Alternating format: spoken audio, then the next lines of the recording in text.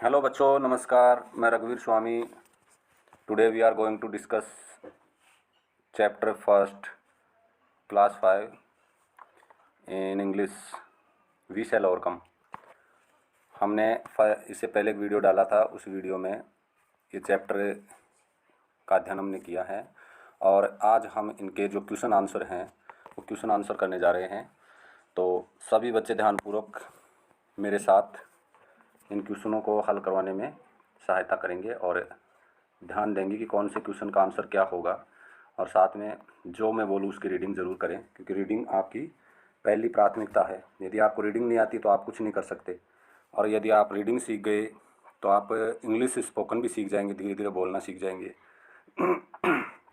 चलो अभी देखते हैं हम इस क्वेश्चन का जो चैप्टर का जो फर्स्ट एक्टिविटी है उसमें फर्स्ट क्वेश्चन आपके अल्टरनेटिव क्वेश्चन हैं, विकल्पात्मक क्वेश्चन हैं, जिनमें क्वेश्चन दे रखा है और उसमें 4 ऑप्शन दे रखे हैं। आपको उनमें से एक ऑप्शन आपको छांटना है। तो फर्स्ट क्वेश्चन है, according to the poet what makes us free. मतलब जो पोइट यानी होता है कवि के अनुसार हमें कौन फ्री करता है, यानी कौन हमें आज़ाद करता है। तो इसका हमने पहले पढ़ भी लिए थे, ट्रुथ शैल मेक अस फ्री। ट्रुथ शैल मेक अस फ्री हमने पढ़ा था। तो इसका सही आंसर होगा ट्रुथ। सही आंसर क्या होगा इसका? ट्रुथ होगा। इसका आंसर डी होगा। इसी प्रकार सेकंड नंबर का क्वेश्चन है what does hand in hand mean in the song. मतलब इस सॉन्ग में हैंड इन हैंड का मतलब क्या होता है। तो इसमें भी 4 आपको ऑप्शन दिए हुए हैं। उन 4 ऑप्शनों में से आपको एक ऑप्शन को चूज करना है, छांटना है। तो इसमें होगा सेकंड नंबर का, क्योंकि देखो वॉकिंग डाउन द स्ट्रीट, हम जो गलियों में हाथ पकड़ के घूमते हो, इसका मतलब ये तो नहीं होता हैंड इन हैंड, नहीं। यूनाइटेडली का मतलब होता है कि हम एक हैं। हाथ में हाथ मिलाकर चलने का मतलब है हम एक हैं। हमारे जो भारतवासी एक हैं। जैसे इसका उदाहरण आपने कोरोना काल में भी देखा होगा कि कोरोना जब आया तो एक दूसरे की सहायता करने के लिए लोग किस प्रकार से अपने ज़मीनी स्तर पर उतरे और एक दूसरे लोगों की, गरीब लोगों की, जिनको खाना नहीं मिला उनको खाना देने की, जो बीमार थे उनको दवाई देने की, कितनी सहायता लोगों ने की है एक दूसरे की। उस समय जाति, धर्म, भेदभाव और बैर भाव को बुलाकर हम सब एक हो जाते हैं जब हमारे ऊपर कोई विपत्ति आती है। तो इसका मतलब है यूनाइटेडली। इसका आंसर होगा यूनाइटेडली। थर्ड नंबर का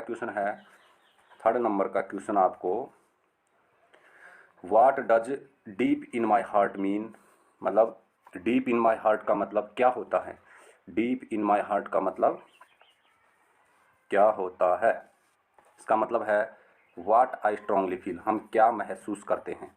डीप इन माई हार्ट, हमारे जो हार्ट यानी होता है हृदय, और डीप यानी गहराई, दिल की गहराइयों से, है ना। इसका मतलब हम मजबूती से, स्ट्रांगली यानी बहुत बड़े तरीके से हमने किस प्रकार से हम फील करते हैं, महसूस करते हैं। तो इसका आंसर होगा, आपका आंसर आएगा इसका बी। देखो तीनों क्वेश्चंस के आंसर नीचे दे भी चुका है, मैंने इसमें मेंशन किया है। देखो फर्स्ट का डी, सेकंड का बी और थर्ड का बी। फर्स्ट का डी, सेकंड का बी और थर्ड का भी बी। अब आगे का क्वेश्चन देखो आप।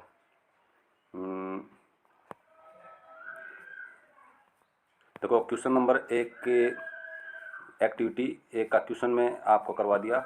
इसमें 3 क्वेश्चन थे। अब अगला हो गया अपना बी के क्वेश्चन नंबर, इसमें भी अलग अलग दे रखे हैं। जैसे ये बी है, तो बी का फर्स्ट क्वेश्चन क्या है? बी का फर्स्ट क्वेश्चन में आप लोगों को मतलब गलत और सही को छांटना है। Say whether the following statements are true और फॉल्स, यानी बताएं कि निम्न कथन सत्य या असत्य है। इनमें से कौन सा सही और कौन सा गलत है, आपको ये छांटना है। तो फर्स्ट नंबर का है, देखो वी शैल ओवरकम। बोलो ये गलत है कि सही है? ये अपन ने पढ़ा भी था पहले, वी शैल ओवरकम समडे। तो इसका मतलब ये सही है, तो इसको अपन सही मानेंगे और सही का चिन्ह इसके ऊपर लगाएंगे। फिर सेकंड नंबर का क्वेश्चन क्या है अपने पास? We'll walk separately. क्या हम साथ साथ चलेंगे या अलग अलग चलेंगे? हाथ में हाथ डालकर, जैसे अपन ने पढ़ा we'll walk hand in hand, हम हाथ में हाथ डाल के हाथ से हाथ मिलाकर चलेंगे या फिर सेपरेटली अलग अलग चलेंगे? तो अलग अलग नहीं चलेंगे। तो ये क्वेश्चन क्या है? रॉन्ग है, विल वॉक सेपरेटली हम क्या करेंगे, ये रॉन्ग है, ठीक है। इसके बाद में थर्ड नंबर का जो क्वेश्चन है, थर्ड नंबर का क्वेश्चन क्या है, the truth shell make us free someday. तो ये ट्रूथ शैल मेक अस फ्री हमने पढ़ा है, the truth shell make us free, हमें ये एक दिन सत्य क्या करेगा, आज़ाद करेगा, सत्य। तो इसमें भी ये क्या होगा, ट्रू होगा। तीनों के तीनों क्वेश्चन है ट्रू ट्रू ट्रू यानी सत्य। नंबर इसके बाद में सी आएगा, इसमें क्या आएगा, C answer the following questions. First में तो अपन ने 4 ऑप्शन पढ़े ए में, सेकंड में यानी बी में हमने 3 क्वेश्चंस में अपने फॉल्स और ट्रू, और थर्ड क्वेश्चन है इसमें आपको क्वेश्चन का आंसर देना है, following the questions. Question number third में क्या है, देखो थर्ड नंबर यानी सी का जो फर्स्ट क्वेश्चन है वो है व्हाट डज द पोइट से, वाही डज द पोइट से वी आर नॉट अफ्रेड, यानी जो कवि क्यों कहता है कि हम भयभीत नहीं हैं, कवि क्यों कहता है, क्यों इसमें मैंने हिंदी भी मेंशन की है क्योंकि बच्चों को समझ में नहीं आता तो वो इसका अर्थ समझ सकते हैं अच्छे से। और इसकी जो PDF है जो मैं आपके ग्रुप में भी डाल दूंगा, तो आप इसे मेरे साथ साथ बोलते जाएं और इसको बार बार लर्न करेंगे तो आपको अच्छे से समझ में आने लगा। तो इसका आंसर क्या होगा, देखो व्हाट डज द पोइट से वी आर नॉट अफ्रेड, कवि क्यों कहता है कि हम भयभीत नहीं हैं, तो इसका आंसर होगा the poet says we are not afraid because he strongly feels it. कवि कहता है कि हम भयभीत नहीं हैं क्योंकि वह ऐसा प्रबल रूप से महसूस करता है, स्ट्रांगली फील्स यानी प्रबल रूप से महसूस करता है, इसलिए हम भयभीत नहीं हैं। भयभीत कौन होता है, भयभीत वो होता है जो कमी में होता है, भयभीत वो होता है जो कमी में होता है या कमज़ोर होता है, वो होता है। हम भयभीत क्यों हों, हम बिल्कुल सही हैं और हमारा देश बहुत ही पावरफुल है। सेकंड नंबर का क्वेश्चन देखिए, which line in the strong tells, which line in the song tells you that the poet is not living peacefully at present.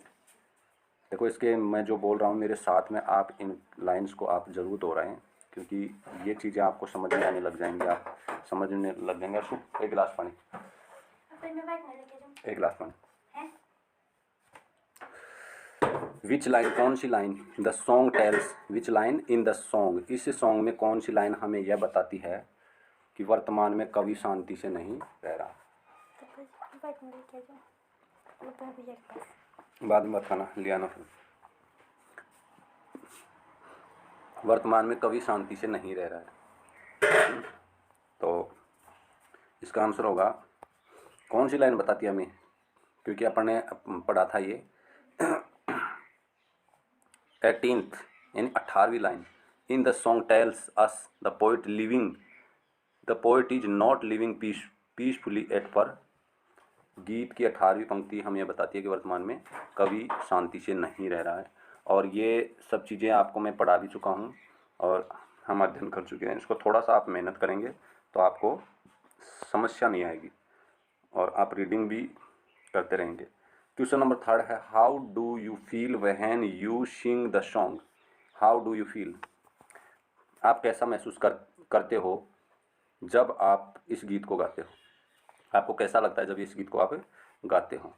तो देखो हम इसको गीत को गाते हैं तो क्या महसूस करते हैं, इस लाइन में मैंने हिंदी में इसको मेंशन किया है साथ साथ, when we sing a song we feel inspiration to face tough situation with courage. जब हम इस गीत को गाते हैं तो हमें कठिन परिस्थितियों का साहस से सामना करने के लिए प्रेरित महसूस करते हैं।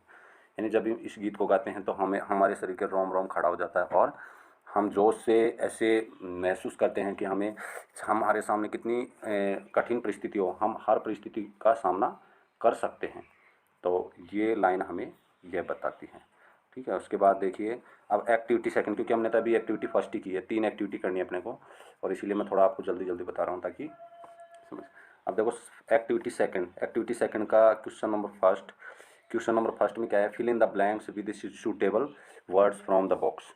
यानी अब आपको इसमें क्या करना है, अब आपको इनमें से जो ऊपर दिए गए वर्ड्स हैं, जो हाईलाइटेड ब्लैक वर्ड्स हैं, ओवरकम, अफ्रेड, ट्रूथ, पीस, इन वर्ड्स को, इन जो 4 जो आपके नंबर दिए हुए क्वेश्चन हैं, इनमें आपको जो खालिस्तान है, रिक्त जो ब्लैंक्स हैं, यहाँ आपको भरने हैं। तो देखो फर्स्ट नंबर का है, I always speak I always speak, क्या करना है, ऑलवेज स्पीक ट्रुथ। अरे हमें हमेशा क्या करना चाहिए, सत्य बोलना चाहिए, हमेशा हमें सत्य बोलना चाहिए। तो आई ऑलवेज, मैं हमेशा स्पीक बोलता हूँ ट्रुथ, सत्य। तो इसमें क्या आएगा, ट्रुथ। फर्स्ट वाले में आएगा ट्रुथ, TRUTH, ट्रुथ। फिर सेकंड नंबर का है in the try colour white colour stand for, in the try colour. अरे हमारा जो तिरंगा होता है ना, वाइट कलर स्टैंड फॉर, ये बोल रहा है कि हमारा जो तिरंगा होता है उस तिरंगे में ट्राई कलर यानी होता है तिरंगा, वाइट कलर यानी सफ़ेद कलर होता है, स्टैंड यानी किसका प्रतीक होता है, पीस, किसका होता है, पीस यानी शांति का प्रतीक होता है। अरे सफ़ेद कलर होता है ना, श्वेत कलर, वो शांति का प्रतीक होता है। तो इसमें भी इसमें क्या लिखेंगे अपन, peace, PEACE, peace. Third number का क्वेश्चन है थर्ड नंबर का क्वेश्चन क्या है, अ थिप इज ऑलवेज, देखो थिप यानी होता है चोर, थिप यानी क्या होता है, चोर। ऑलवेज हमेशा क्या होता है, डरा हुआ होता है हमेशा, ऑफ द पुलिस, किससे डरता है, हमेशा पुलिस से। तो इसमें अफ्रेड आएगा। मैं अभी थोड़ी देर पहले बताया जो इंसान कमी में होता है वो डरता है। अरे हम तो सत्य हैं, हम सही हैं, हमारी जगह हम सही हैं, इसलिए हम क्यों डरे। तो इसमें आएगा अफ्रेड, चोर पुलिस से क्या होता है, डरता है। With confidence we can overcome our fears, यानी हम कॉन्फिडेंस के साथ में, विश्वास के साथ में, वी कैन ओवरकम, हम कामयाब हो सकते हैं, आवर फियर्स, हमारे डर से हमें मुक्ति मिल सकती है। इसके अलावा थर्ड जो एक्टिविटी है वो आपको स्वयं को करनी है।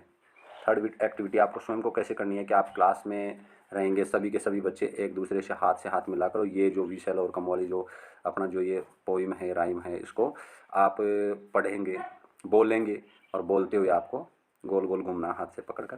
और ये आपकी शनिवार ये जो नो बैग डे है उसमें आपको ये ज़रूर करवाएंगे।